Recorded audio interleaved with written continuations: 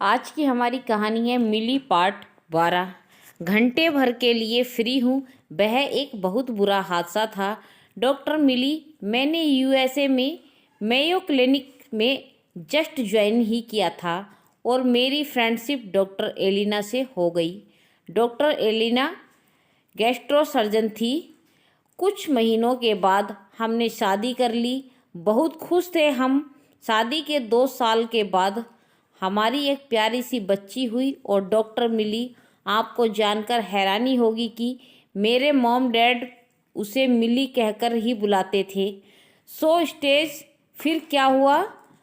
मिली ने आश्चर्य से पूछा। एक दिन मैंने, एलिना और मिली तीनों एक लॉन्ग ड्राइव पर जा रहे थे और अचानक कार को पीछे से आते एक ट्रक ने जोरों की टक्कर मारी।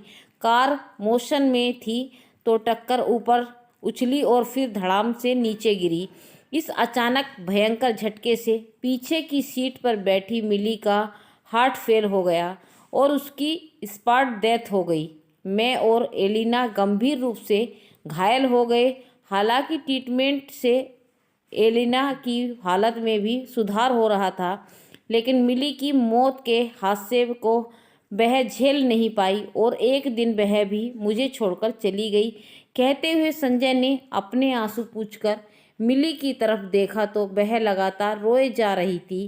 संजय ने टेबल पर रखा पेपर नैपकिन देते हुए कहा, डॉक्टर मिली मत रोइए। आपको रोता देखकर मेरा दुख और भी बढ़ता जा रहा है। मिली ने नैपकिन से तुरंत अपने आंसू पोंछे और कहा, सॉरी डॉक्टर संजय। वो नहीं चाहते हुए भी आंसू खुद ही बहने लगे थे।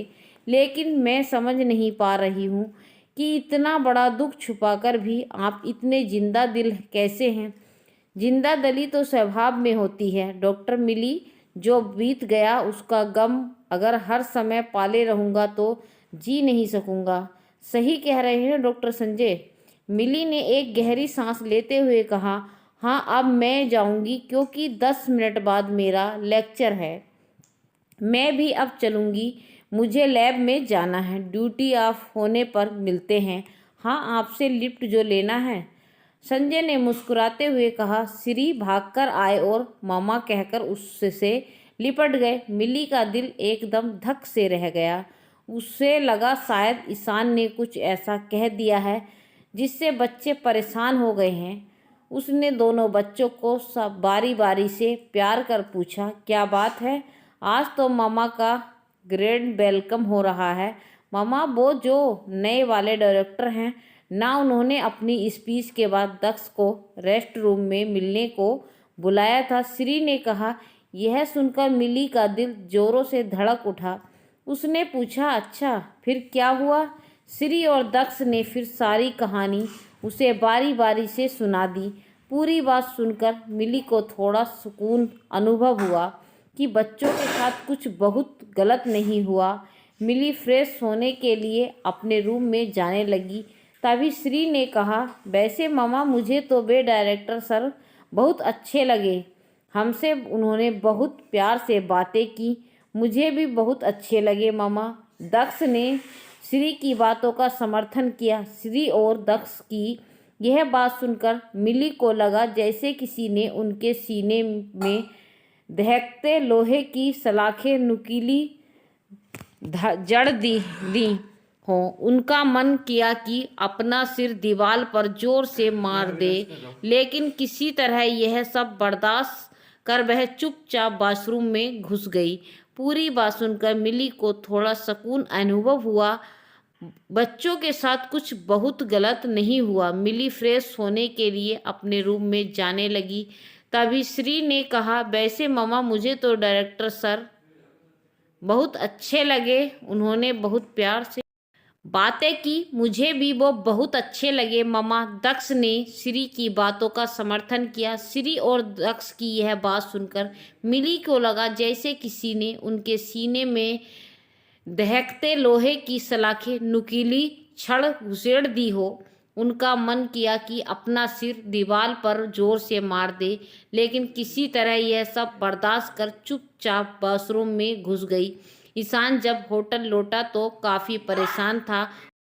होटल में इंतज़ार करते ही रिसेप्शनिस्ट ने में कहा, एक्सक्यूज मी सर। यस कहो सर। वो आप जब स्वीट का डोर बाहर से लॉक कर चले गए थे तो मिसेस ठक्कर काफ़ी चिल्लाने लगी और दरवाजे को पीटने लगी। आपके ऑर्डर के अनुसार हमने कोई एक्शन नहीं लिया तो उन्होंने अपने मोबाइल से पुलिस को कॉल कर बुला लिया, लेकिन फिर हमने बात संभाल ली और पुलिस रिसेप्शन से ही वापस लौट गई। Oh God, very sorry for this. It's okay sir. But इसके बाद हमें स्वीट से सामान उठाकर फेंकने की आवाज़ें आने लगी और कुछ सामान के टूटने की भी आवाज़ें आईं। ओह, जो भी आपका नुकसान हुआ होगा मैं पे कर दूंगा। स्वीट क्लीन करने के लिए हाउस कीपिंग स्टाफ को भेज दो। Yes sir. अपने स्वीट के फ्लोर पर जाकर ईशान जैसे ही दरवाज़ा खोलकर स्वीट के अंदर गया, वह फर्श पर बेहोश होकर गिर गया।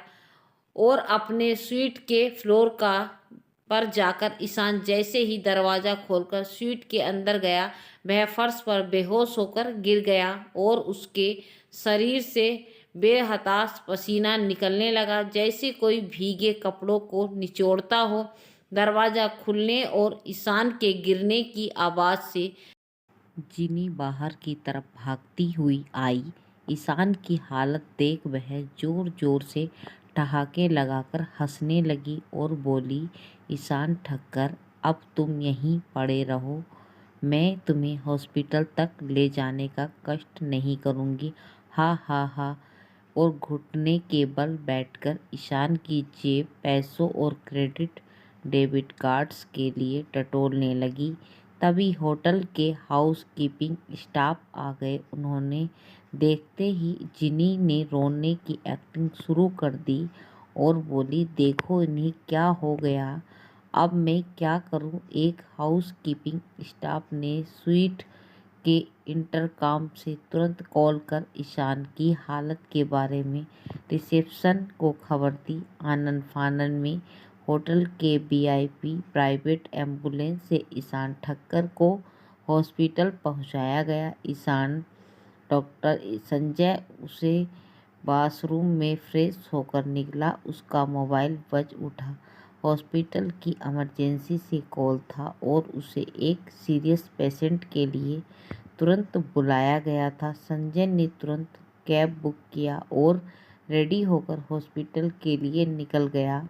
हॉस्पिटल पहुंचने पर पता चला ईशान ठक्कर की हालत काफ़ी सीरियस है और वह आईसीयू में है। संजय को याद हो आया कि शायद इसी ईशान ठक्कर की इलाज के लिए डॉक्टर मिली मना कर रही है। ईशान आईसीयू में जाने के कपड़े पहनकर जल्दी से ईशान के पास ट्रीटमेंट के लिए पहुंच गया।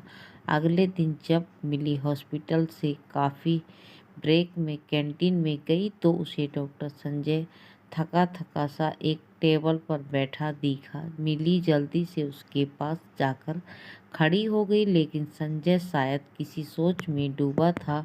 उसने मिली की तरफ नहीं देखा। मिली ने संजय के चेहरे के सामने हाथ हिलाते हुए मुस्कुराकर कहा, हेलो डॉक्टर संजय। प्रेमा, ओ डॉक्टर मिली, प्लीज़ बैठिए ना। संजय ने अपने ख्यालों से निकलते हुए कहा, मिली किस सोच में डूबे